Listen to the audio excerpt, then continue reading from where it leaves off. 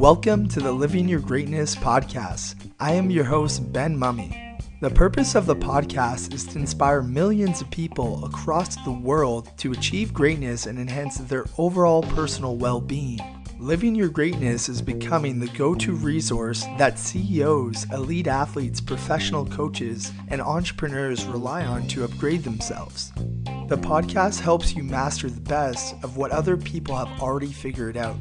So I gladly invite you to sit back, relax, and enjoy tuning in to today's episode.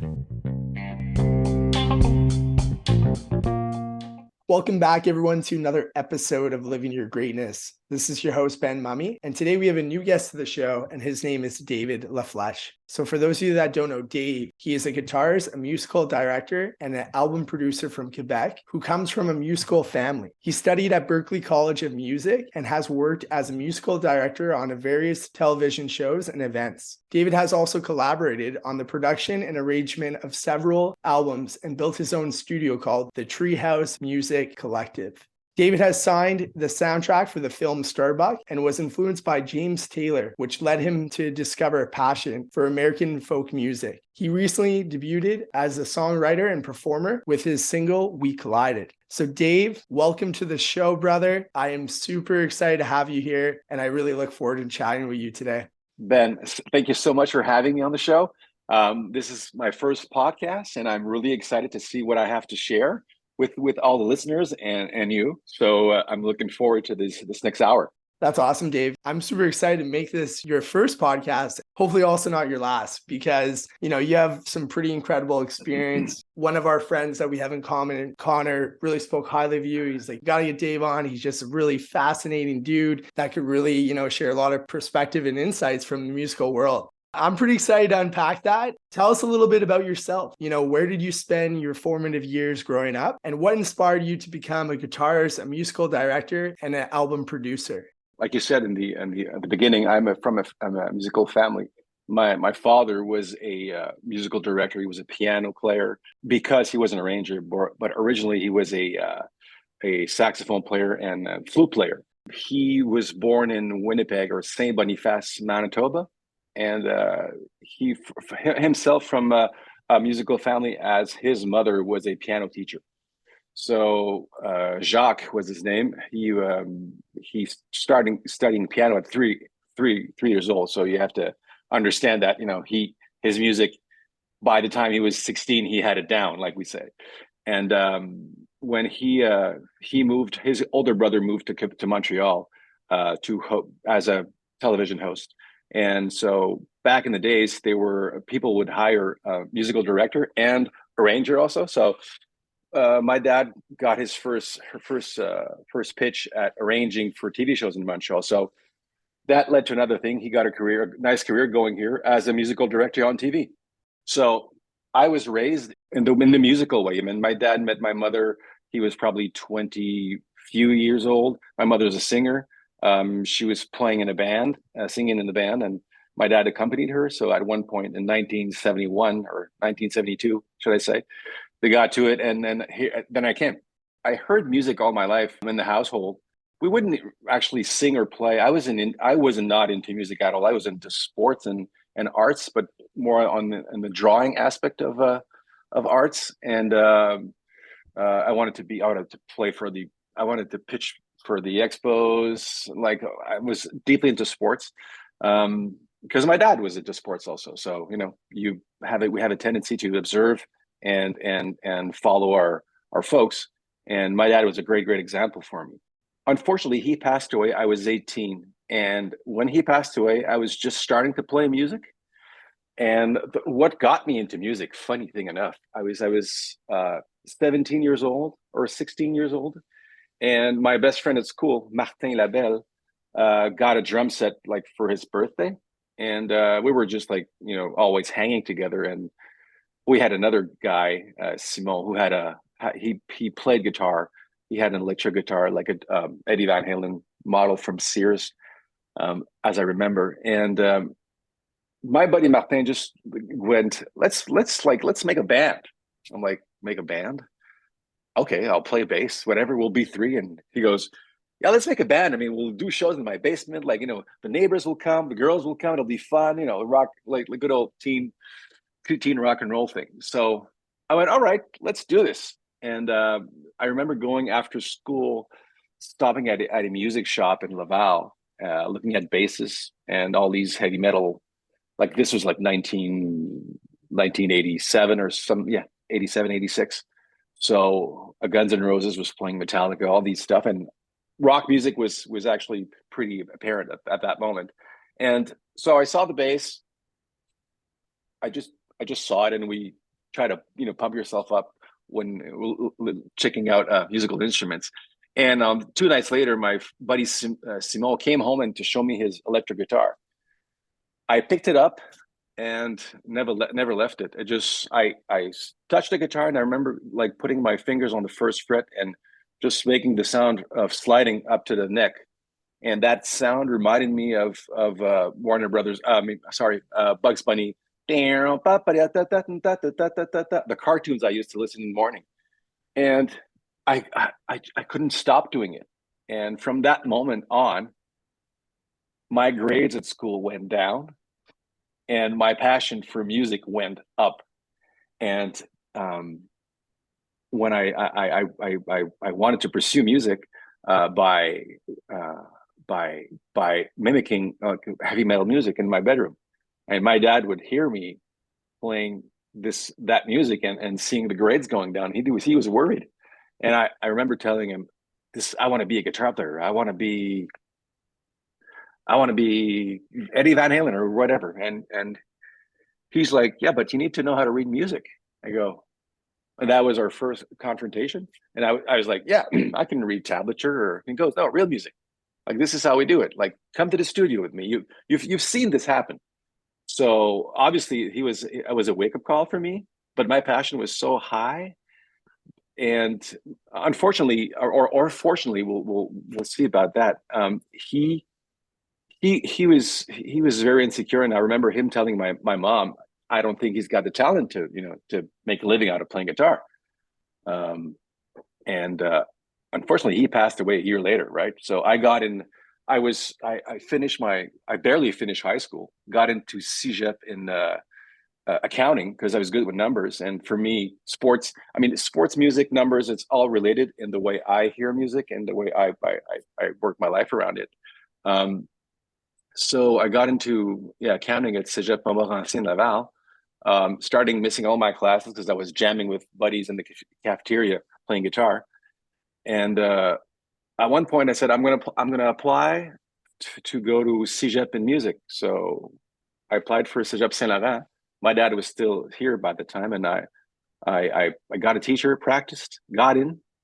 My dad was really happy for me at that point. He was really sick though, and my dad passed away in August 18th, 1990, and my first day of school, or to go get my calendar, was the day 2 days after. So I even forgot that I need to go to CEGEP to pick my stuff up. So got into CEGEP, didn't really had the heart to do anything there. I didn't actually enjoy my guitar my guitar teacher, but I met friends and I met some people sharing the same passion as me, and that's what hooked me on. So at that point, I was really interested, and I had the fire in me. And little did I know that a lot of the musical skills were already in me since I had been listening to music all my life. And my dad would actually bring me in the studio to sing on jingles and commercials. So I was already acquainted with the TV studio, the recording studio, the stages. So it's just natural. I was super natural on my instrument, even though I didn't know that much yet. But after a little while, I got into CEGEP, and now what happened is the leadership quality of the natural leadership quality that I had, being 6-year-old on the streets, try to guide people how to play. Let's go biking. Let's go this or there or that. I got an idea. Let's try that. That came on strong, and I gathered some great musicians, like the best musicians of the school, basically to get this little band going. And we would actually go in the weekends between our sessions and just to play music that we didn't have the opportunity to play in our program, which was pop music. Like, funny enough, I had all my dad's pop music charts, and I'd pull them out and gave it to the guys, and the guys we just jammed to it. So That's what got the ball rolling, I'd say. That moment there. Well, Dave, thanks a lot, for sharing, your early years, because it's crazy how that could really shape who we are, right? In terms of that impact or that passion or that drive. And it sounds like your family was part of that. But also you also had it within you as well, right? You were obviously curious, you were obviously super motivated in terms of to learn and to play and to also get together with other like-minded people. But something that I want to maybe focus on, which I didn't hear you talk about, is how did your experience at Berklee College of Music shape your approach to guitar playing and musical production? All right. So Berklee College of Music, just to be clear, I didn't have the chance to do some full semesters there. I was what happened is after a year after I was in CEGEP, I wasn't doing really well at school, and my mom, speaking with my dad's friends, they convinced her to send me to Berklee. Let's just send him to a real school, like they'd say. And so I head out over there, and suddenly it was really challenging. The lessons, the courses, they were challenging. I remember getting into my first classes, and funny enough, they were too easy. And I step out and go to the administration and go, yeah, these classes they're too easy. They go, okay, great, we'll work this out for you. And they put me into a lot higher classes. At that moment, my hands were full. So and I was surrounded by extremely amazing players and musicians also. And I met this great, who was one of my dearest friends to this date, Fred Eltringham, who is a drummer. He plays with Sheryl Crow now. He lives in Nashville. He toured with a lot of people, records every day. I met him, and he gave me so much confidence in myself, and we were sharing everything. We just hang together all the time. So again, the network, when you go to school, the network, that's where the difference is all the time. I mean, as much as I've met this great pianist in Montreal, who we do ear training together for fun, because we'd enjoyed our company, even though the classes were so and so. But the progress I made, just him and I, and one local with the piano, just working on music, that unlocked a lot of stuff, which I could apply later on. So Berklee was the same thing. I met those great teachers, applied for a scholarship, didn't get it. My buddy got it, which was great. We were so happy for each other. When I came back here, my perspective on music was quite different, because the in the States, to me, there's a lot more sharing going on than here. Probably because there was more music available in the States and more gigs. I don't know, but here, someone who understood something didn't really feel like sharing it, because they kind of wanted the advantage of knowing it, right? Which was the opposite at Berklee and in the States, I've noticed. So that aspect, to me, that opened my eyes a lot. And on my turn, to be generous about my knowledge, and to share with someone, let's be two to know this, and we'll be better together, right? And after that, I remember I traveled to California, since I had some family there, and got in contact with my idols and musician idols, and it was the same thing. They'd hang with me, and they thought I was doing great, and I was like in awe of their presence. But they were, we played together, and they were like, they lifted me so high.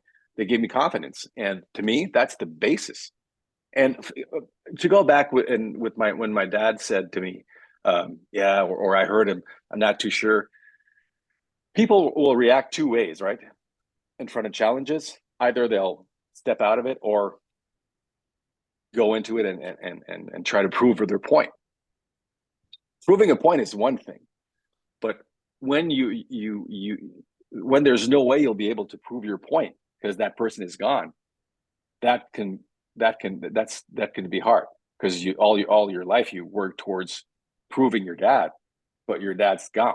So that pat in the back, it'll never come. You have to pat yourself at one point. So that's the other thing. As much as it it made me jump out and go get it. As much as later down the line, I needed to step back and reflect on that. Absolutely. There's a lot to unpack there. And something that I kind of want to focus on is you mentioned, when you develop that creative confidence. It sounds like maybe when that happened, when you were realizing that you were good or other people were, complimenting you or showing that they admired like your work. Shortly after that, you then decide, okay, I really like being a musical director.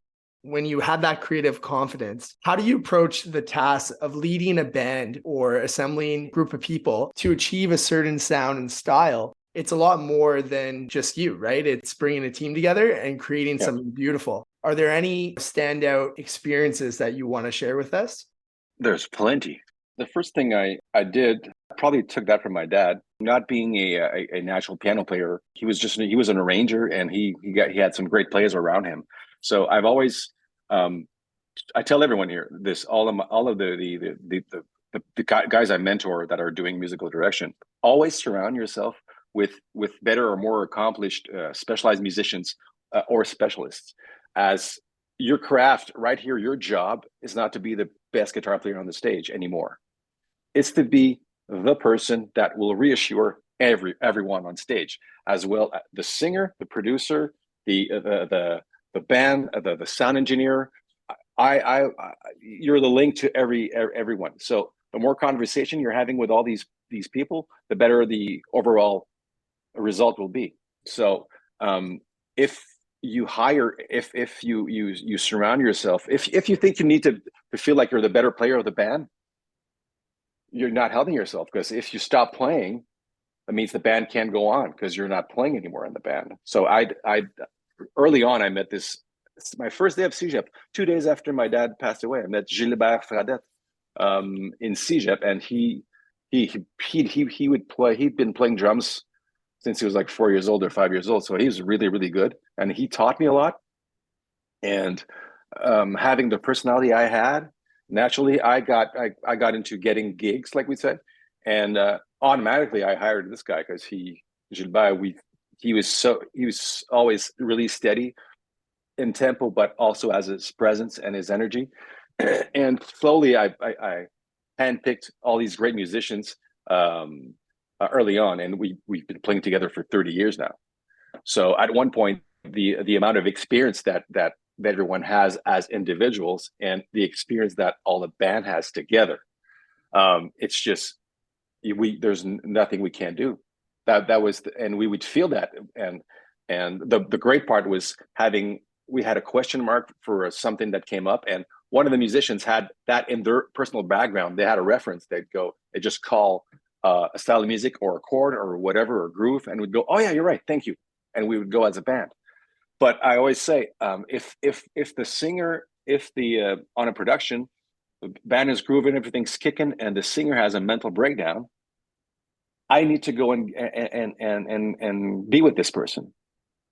I'll go and meet her or him, and I'll take him aside, and we'll have a chat, and the band can go on and rehearse other things while I'm away, because they're good enough, and our unit is solid enough that we can always all vouch for each other. So yeah, first thing, always get some greater guys than you. Surround yourself, and you'll learn stuff, right? Basically, the basis of living on this earth is learning stuff. To me, that starts there and it ends there. Learning about yourself, learning about others, learning about general knowledge, all that. To me, that's the most important thing. And I've always had a tendency to put myself in position to learn something all the time. I always it's funny enough, I always take the longer way up a hill because I want to learn stuff. But for others, I'll always tell them what's the shortest way. Funny enough, right? Because I want to help people, because I've learned some knowledge and I just want to share it. But why wouldn't I go, oh yeah, take the long way up? You're going to learn so much stuff. No, I got the secret. This is the way up. Funny. Experiences, my God, we've had so many great experiences as a band. With one of the latest show we did, it was the French version of the Voice. We had some great acts come on the stage, and from New Kids on the Block to CeeLo Green to Michael Bolton to Sheryl Crow, all these great acts came down, and we had Jackson 5 also once. So when that happens, all the band is everybody's sharp. We want to be great. We want to impress. We want to play. And some of the acts, they come in with their a music how should I call that, a music stem, or they don't want the band to play because they don't want to take the risk or the chance that they lose, the music isn't played the way they want it to be, because they're traveling all over the world, and sometimes the bands on different venues or gigs might not be to par as their music is. And when that happens, I remember I even though I knew we weren't playing, we would put the music together and always being in contact with the people that were welcoming the artists. And as soon as we knew they were in the parking lot, we'd just stop what we were doing, pull out our charts of their music, and just play the heck out of it, the best we could play it. And not once did the artist not change his mind. They always went, oh, let's play with the band. So we always had that thing going on. And so that happened with Jackson 5. That happened with the new kids. It happens with all kinds of artists, and having the international recognition, right, as a unit. I mean, personally, I couldn't. For me, that's one thing. That's not what I care about. It's like the whole. We did it as a team, and now we put this number together, and Michael Bolton comes on, and he's like, "This is great." I'm like, "God, thank you." But to me, that's all the experience, what all the little moments I've put together for 20, 30 years that are accumulating in that little moment, from the moment I meet him at his trailer, the first exchange, the first word, the first energy, the first look in your eyes. Reading the person as quick as you can to make him feel comfortable. And Bolton, Michael, was so nice, and he's a funny guy also. So he kind of hit me with a joke, and I hit him right back, like uppercut for uppercut, and he laughed, and we bounded like from the trailer to the rehearsal space. We were like best buddies. So wow, that helps me out a lot for the rest of the job. So he gets on stage, and he performs next to us, and he's amazing, and all the singers are very emotional and impressed, and everything's running cool, and everybody's happy. So these moments, the psychology, to me, in my line of work, that's what helped me the most. It's not my guitar playing. That's playing a guitar is playing guitar. You learn the part, you play it. You could play different ways, and it's all good. But in the scheme of things, you have the singer, and you have the background music and the vocalists. And if you're leading with a perspective that electric guitar is important, you're failing completely. In my just to put in perspective, in my monitoring, so in my inners or headphones, we all have different mixes according to your instrument you're playing. So let's say the drummer will have his drums a little bit louder, or the singer will have his voice a little bit louder than the rest. But I would always ask my buddy Charles Emile, who was doing the music on air sound, give me your mix. I want to hear what's the reality of the results, so I can actually adjust, have the band adjust to arrangement, and make sure that we're not losing perspective with our own individual mixes. So yeah, that's super important. Perspective, that's what it is. Thanks for sharing those memorable highlights. A lead-up question that I have is, what has been one of your most memorable experiences as a musical director and conductor for television shows and large-scale events? Well, the ones I just mentioned are certainly some cool ones. I've been doing for maybe the past 15 years or so the Canada Day festivities in Ottawa.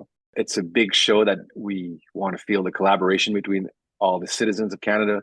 So it's not an easy task to put all these people together that come from all sides of the country and speak different language. Might it be English, French, or other languages, native language.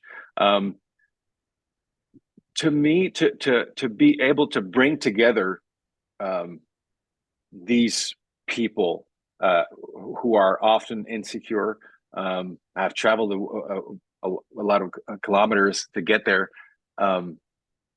Every year I get this strong feeling of accomplishment when when I see that they lose their guards, they let their guards down, and they're in, and that always happens on stage. It never happens prior into pre-production. It would always happen. I do all the prep work that would lead to the first rehearsals in Ottawa, and they would have their sound check with their microphones and stuff, and then start performing with the band. And the look in their eyes of reassurance of this is going to be great. This is going to be I will be well here.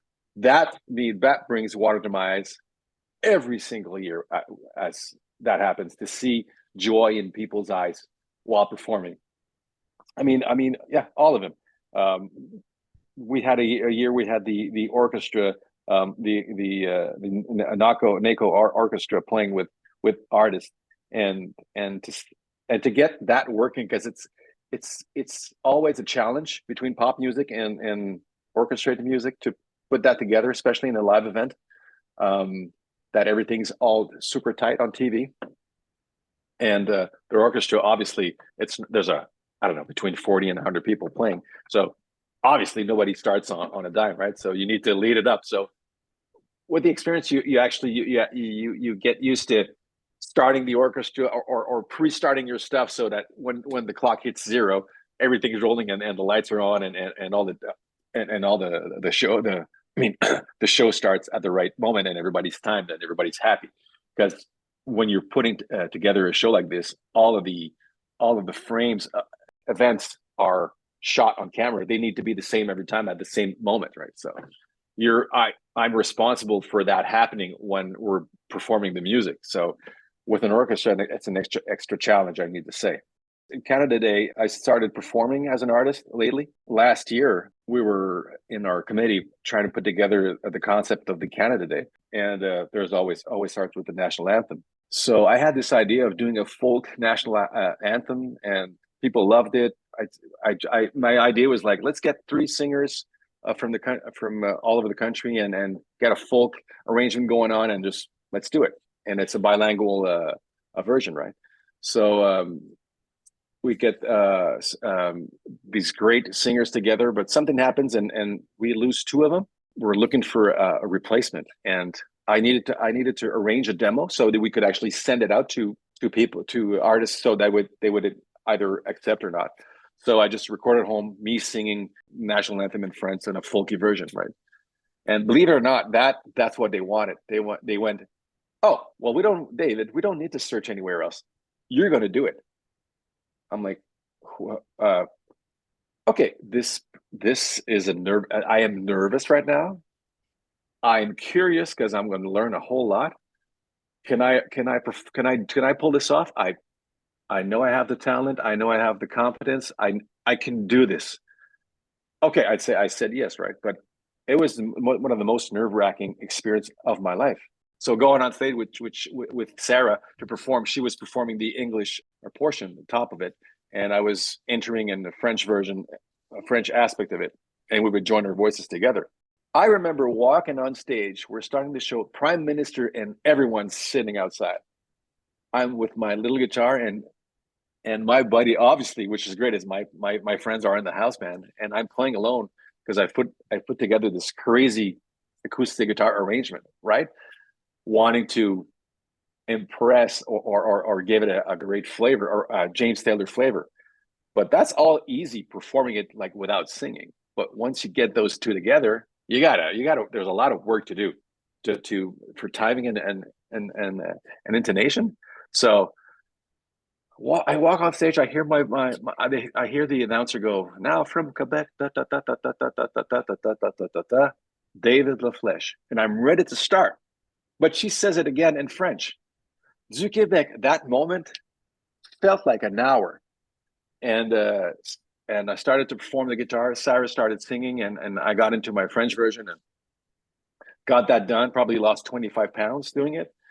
And after the show, like Prime Minister and all the guys came up to me and they were really, really touched by the version. And they said, "Wow, it's the first time I hear the anthem this way, and it feels true." I'm like, "Wow, all right." So I put my soul on the table, what I felt, how this song could be done, and it resonated. And that's amazing. That's pretty amazing. I love that story. I really appreciate you for, sharing also not just Canada Day, but also making that shift in your career, from being less of like the producer now and more of the artist yourself, or like the musician like yourself. And being also vulnerable, to share that kind of story, of the terminology is like stage fright, right? And a question that I have that I think will benefit a lot of people listening, whether they are a high performer as a musician or an athlete, is from that experience, whether it was you in the shoes or other times where you've supported, what are some mental fitness tools that you think could be of value to any high performer when they're going into a performance in front of a big audience like that? I think there's two ways of going about it. My way of my tool of going about it lately has been actually showing my vulnerability to the audience. As soon as I do that, it puts me in a position where my standard isn't lowered. It just is. I have more headroom to perform. I don't need to be so tight. So, like I said, the shows I'm doing by myself as an artist right now. I go on stage and I love it, and I get there and I just try to get the crowd with me in the first moment. So I'll perform a song, and after I'll address the public and just go, "Hi, my name is David Lafleche. I'm 51 years old, and I'm a beginner in this career of singer-songwriter." And voila! To me, in that context, that works. A lot of people see themselves in someone changing career at 50 years old, or changing an aspect of, but an avenue, and that gives me allies, and I feel support automatically. And then when you have support, what'll you do? You'll perform as well as you can perform. So the same way I try to do that with other artists that I work with, just by being close to them, speaking to them in their in-ears, just like a slight word. "You've got this. I've got your back. We're going to win. We're going to do this." All these the same words you'll hear in the sports events and stuff. So it's just not feeling alone there. Try to get your how do I say this? Try to be surrounded. So how to surround yourself. So if you're nervous, just say you're nervous. Say it to whoever. Say it to your fellow musician or a producer. Just tell them. When we spoke earlier on, I just told you this is my first time. I lowered my expectations of myself by doing that, and doesn't mean I won't perform, not at all. And I think, to me, that's one way of going about it. You can do breathing exercises. You can put music on. These are all great tools. But for me, I'm someone that's really true to my nature, and I love people. I want people to understand and know who I am. I don't want to be someone else. I'm not trying to be someone else. I'm not trying to be as good as someone else, although we're all trying to be our best. Yeah, I mean, 50 years old, this is who you get. Obviously 50% of the people don't like it, and it's fine. Being an artist, it's what it is. But you can enjoy. It's funny how a specialty, as in sports or whatever, or music or arts, will define a personality of the artist. But when you get to know him, often you'll be either be excited or disappointed of the person. You probably noticed that. I had the chance to meet some great musicians, some great athletes, and sometimes you meet a great athlete and the attitude disappoints you. Wow, it cancels everything. And the opposite is true also. you don't really appreciate the music that this person doesn't ring a bell or touch you, but he could actually become your best friend, and that has happened to me also. And now I respect a lot respect. I would probably judged what he did on what I heard, and knowing him now, it's like, oh, that's the perspective. I understand now. I understand where you come from, and I can appreciate the effort. And to me, that's what it's all about. It's effort. I really admire, those tools that you gave, because I think vulnerability is key. And I also do think that having that support, whether it's a team, kind of like you said, like when you're in that, producing director role, being there, showing them that you're close, you're here for them, or whether it's the audience, right? Embracing that experience, embracing like the fear, right? So those were some themes I got out of that. But the biggest theme that you've been saying a lot today that's been consistent is relationships with people and spend time with people that lift you up. Something that I kind of want to shift to, I think it's totally related here, is I want to talk about your studio, the Treehouse Collective. Already in like the name, you already get that feel like collective. I've seen videos, looks like a really cool space. Connor Seidel, a previous guest, he's done some of his video production there, for his album 1969 last year. So my question to you is, what sparked the idea of building your own studio, but also embracing a Treehouse work environment? And how do you feel this decision has impacted the music community in Quebec? I've always had a home recording studio since the beginning, doing small productions in my bedroom and so forth. And after that, became a studio in an apartment. But I always had my TV gigs on the side. Or shall I say the opposite? I had my TV gigs and this studio project on the side. Pardon me.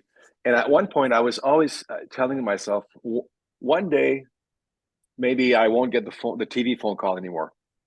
So I need to work on something on the sideline, or some growing project that could survive the TV years.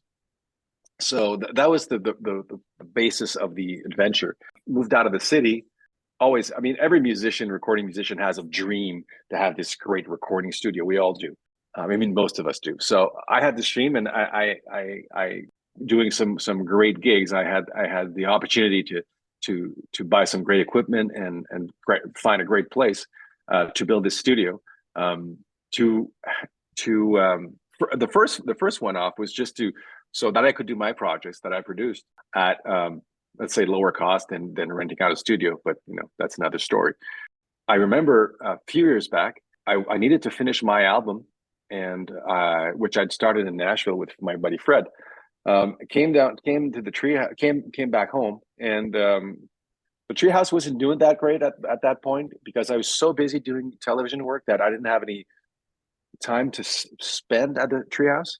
When I needed to finish my album, like I said, I hired Connor Seidel to produce my vocals, because I didn't want to produce my own vocals, and I wanted an English producer. Being in Quebec, I mean, there's a lot of French producers. So Connor I'd met him through Matt Halabowski. He had been in the studio before. I know he was a great hang, and I appreciated his listening skills. He would always be very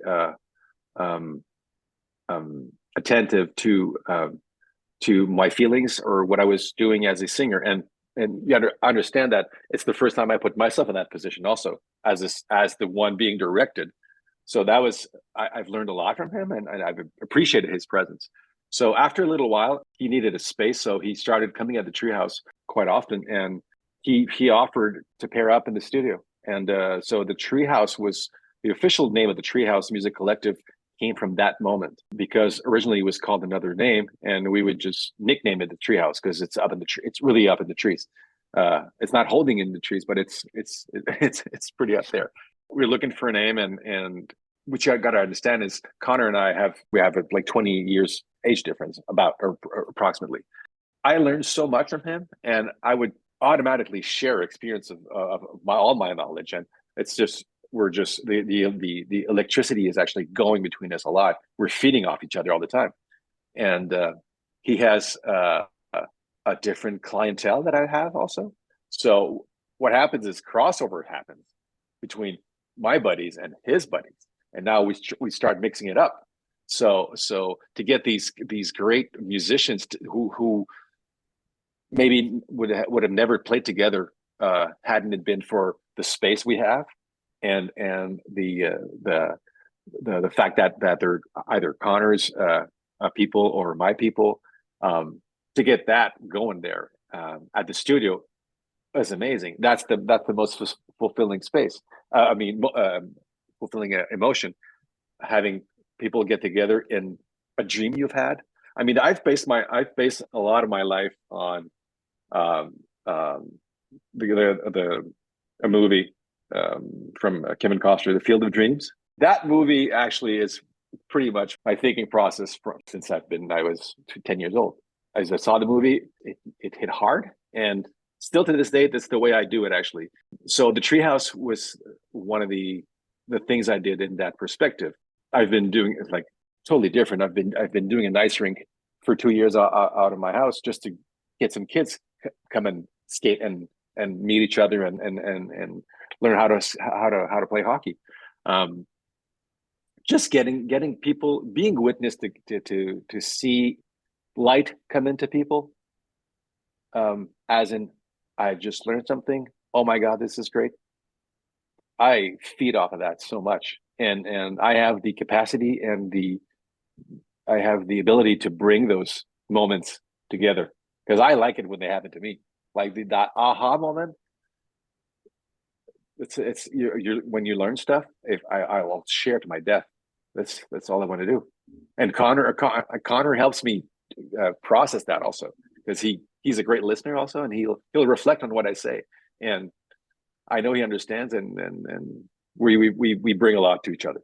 I love that. I really enjoyed hearing about how the whole idea sparked, and also like your relationship with Connor, and how you guys have really truly made this a special place, or I don't want to sound cheesy, but even dreamy spot, or kind of a spot away from home. And dreamy spot, it's a home, and slowly, I mean, success doesn't happen in 5 minutes, right? We all know that. But one by one, they come to the studio, they witness the place, and they witness how much it triggers their creativity. That's where that happens. And so even though it's a little drive from Montreal, more and more people are coming up just to experience that, and to let themselves be inspired by nature. Basically, that's what it is. So to have that happen there, the word goes around, and slowly artists are coming up to experience it and record, and to our benefit. I mean, to everyone's benefit. It's amazing. Definitely, like the outdoors, right? It definitely has impact on us, in our most creative work, and brings out the best of our abilities. I'm curious to know, who are some of the artists that have been to the Treehouse? So Connor, with his 1969 project, had a that was a great move. He had a lot of artists. So we actually spent the past summer with Half Moon around at the studio. Bobby Bazzini has been in quite often. We've had this artist, a new country music artist from Saint-Jean-de-Richelieu. His name is Guillaume Lafont. We made his album last year. I mean, all the great Quebec singer-songwriters, from Louis-Jean Cormier to Ariane Moffat to Les Sœurs Boulay to Jason Bejada, they've all been through there, and that's great. And also, which is great, is some of the best musicians also have been there, and word of mouth, what it does. So everyone wants to come experience it. So yeah, we're really fortunate. And also, I use the space for other reasons also, not only producing music or stuff, but since the place is so beautiful that a lot of artists come in and just to do some live tape, video shoots. And I also use it as a rehearsing spot for my pre-productions of big TV gigs. So Canada Day and ADISQ, which is our Quebec music award show. They all take all the the first steps take place in that studio, and we get the band in, sit in for about a week, and we record all the music, pre-record all the music that will be rehearsed later on to be played live, obviously. But it's like our time, just the boys, and I put all the music together for Canada Day, send it out to all the different artists across Canada. They hear our recording, it gives them confidence, it reassures them, and so this is what they get until we see each other in Ottawa. So that place will be used for that also, and for casual barbecues and drinks on a great summer day on the rooftop. So it's great. That's awesome. Sounds like a great space, in terms of it's zenful, it's outdoorsy, it's creative. I definitely would love to come check it out one day. Oh, you should. I mean, sometimes Connor, he just goes up and sits in the control room to not even do music, right? Because it's so refreshing. Something that I want to hit on here though, David, you've worked with so many incredible artists. How do the best musicians go from good to great? And how do they arise above the rest, to awaken, their true creative genius? Yeah, there's arts is there's not a better artist than another one that much. I mean, arts is taste, right? Either you like it or you don't. To become a great musician, the first thing that comes to mind is stop talking and just listen. Stop playing, shut up and listen. It's as bold as it sounds. That's what it is. And if nothing comes to you while you listen, if you're listening, well, maybe your listening skills need some tuning.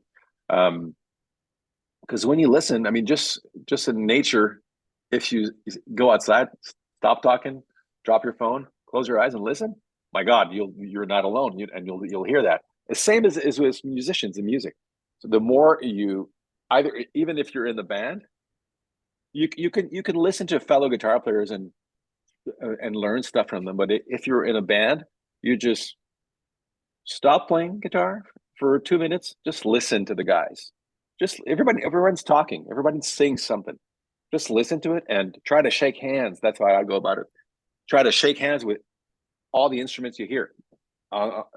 Put together a little guitar part that'll, at this moment, actually talk with the drummer, and he will notice it because if he's in your band, he's a great listener. So you'll notice it. Wink. After that, listen to the bass. Play with the bass. So all that actually triggers your listening skills, and that's where musicians rise above, because silence is golden. And but when they speak, when they play a music note, that'll be heard, because it's like someone talking all the time in the room. He's just talking. At one point, but there's always this guy in the corner of the room who doesn't talk, listens, and at one point he says one phrase, and it silences the whole room. Well, that's the attitude I look for in that I like in music. Is less and more, and there's all types of music. If you want to be the greatest guitar shredder in the world, well, that's quite the opposite, right? But even then, you need to know when to go in that shredding process, right? And that's about learning. And after that, once you get to that level, that'll start to trigger your personality. Now, if you listen, the more you listen, also, what I find is the more you listen to others, the more you'll listen to yourself, and you won't try to do like others or compensate to do like others. You'll just speak out, and that'll trigger your personality, and that mixed with the taste you're getting by listening will set you apart for sure. To me, that's what touches me the most in music. Feeling someone playing within the music, respecting the music, and giving you a taste of their personality that you love so much as a musician only. And then you get into singers, songwriters, singers.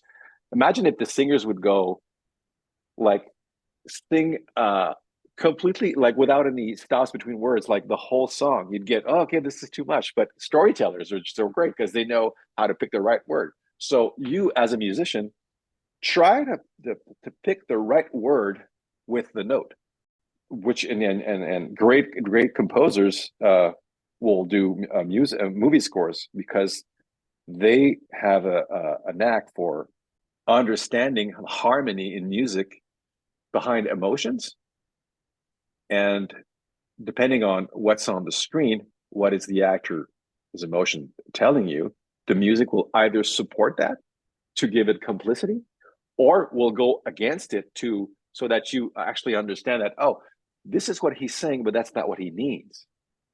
And that's the beauty of harmony in music.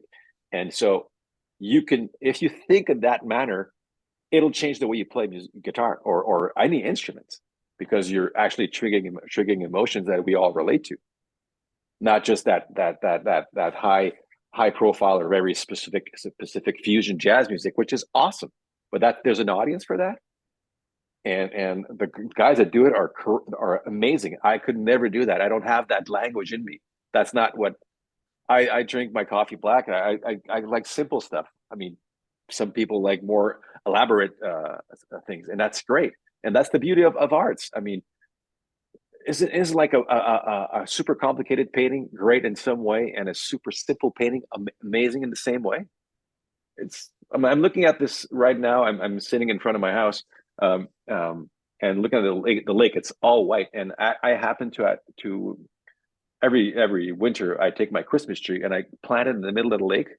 I walk there and I leave it there. So there's this huge white space, and in the middle of it, there's this old tree. And what it does is it gives the lake perspective. Because if you're just walking in a huge place, you can't figure out where you're at. But if there's like one thing to attach yourself to, you'll rotate around it. And to me, that's beauty. It's just beautiful. It's pleasing to my eye, and it inspires me every day. I look at it because there's like a story to it also, and it's just minimal art, and that's beautiful. That was such a very mindful, connective answer. I think, finding your style, right? Knowing your style, but more importantly, mastering, that art of your style, right? And I love the word that you use, finding that word, but finding that note. David, something that I want to shift you, the purpose of this podcast is to inspire millions of people, across the world to achieve greatness and enhance their overall personal well-being. So my question to you is, what is your definition of greatness? Wow. Its definition of greatness has evolved over the years. My definition of greatness when I was 20 years old was totally different than now. I would say someone that's inspirational, someone that inspires. To me, that's greatness. That means that it's a generous generosity that comes with these great individuals, that just inspired you to do better, or to get up in the morning, even though performance is one thing, but just getting up and going about your things whenever that day you don't have a big gig, or we're all humans, and life isn't always an NHL final, right? There's like all kinds of days where you prepare for your amazing moments, and there are the days after those great moments where you're emptied and you feel you're not feeling that great, because you're tired and you're out of juice. And after that, there's the part where you stop doing the things, you're off for a little while, and then you start to wonder, how did I do this again? And you're looking for your confidence or your track to get back into it. But there's always someone to look up to that has been through all these phases, and will inspire you to get up. I mean, some people it's music, some people there's all kinds of source of inspiration. For me, greatness, that's what it is. I mean, there's you could say like some great athletes or greatness for some reason, because it's kind of quantizable. You can actually, there's stats and stuff goes, wow, he is the greatest in what he does, obviously. But it doesn't always have to be that way. Sometimes it's just, to me, it's generosity towards each other, considering everyone as equals. To me, that's greatness. That's a very powerful definition. I think inspiring is just so attractive, right? And also, like you said, also sharing it and giving back is even more attractive, right? Because it shows that, the individual is really in it for the right reasons, kind of putting like the ego aside, that it's not about themselves. It's not about, getting that high level and stuff like that. It's because they're truly passionate. They like it. And they want to share that with others, so others could benefit as well. So David, something that I want to ask you, now that you have a good feel of what my podcast is all about, who is a future guest that you would like to see on this show? Wow, that's such a good question. My buddy Fred Eltringham, as one of the Top Guns drummer, knowing it, like understanding, listening to the room and knowing when to play what and how to play it. He is gifted in that way. There's this super amazing guitar player, Ariel Posen. He's actually a Winnipeg native, and he moved to Montreal a few years back since his wife is doing her residency at McGill. He is one of the world's top guitar players, and he has we've worked together actually on Brittany Kennel. He's actually producing Brittany's some songs for Brittany Kennel, and we paired up, at the Treehouse. And I was just, my gig that day was just engineering, like making sure that Brittany's voice was clear and clean and beautiful, and Ariel was just producing. And cool enough, as both being guitar players, we'd actually relate to each other's comment all the time, perspective. And Ariel, he knows how to play guitar, I can tell you that. And he's amazing. He's an amazing musician. He's a great guy. So I'd go, yeah, Ariel. I have both those names down, and I will take on that challenge, that when the time is right. Yeah. I will reach out to them or even ask you to connect those dots. Sure. And I would love to, bring them on and kind of unpack their journey and how they got there and their passions and all that. Oh yeah. So David, where is the best place for my listeners to connect with you online? Connect with me. They can go through Instagram or Facebook or my website at davidlafleche.com. I invite people to reach out and share their familiar stories or unfamiliar stories with me. I love to exchange and learn, and if I could, give a few pointers or help you out, I will gladly do so. So I will be sure to put that all in the podcast notes. And David, I want to, take this last moment, to really thank you for being here today. Thank you for giving your time and also, giving your, thoughtful perspective, as well as perspective on life, as well as music and experiences. I'm sure a lot of my listeners really enjoyed tuning into this episode. That's exciting. Well, thank you so much for having me. I mean, it's fun to go through all the trails that you've taken to get where you are and what you've learned, and to actually have a conversation about it and remind yourself where you're from. You made my day.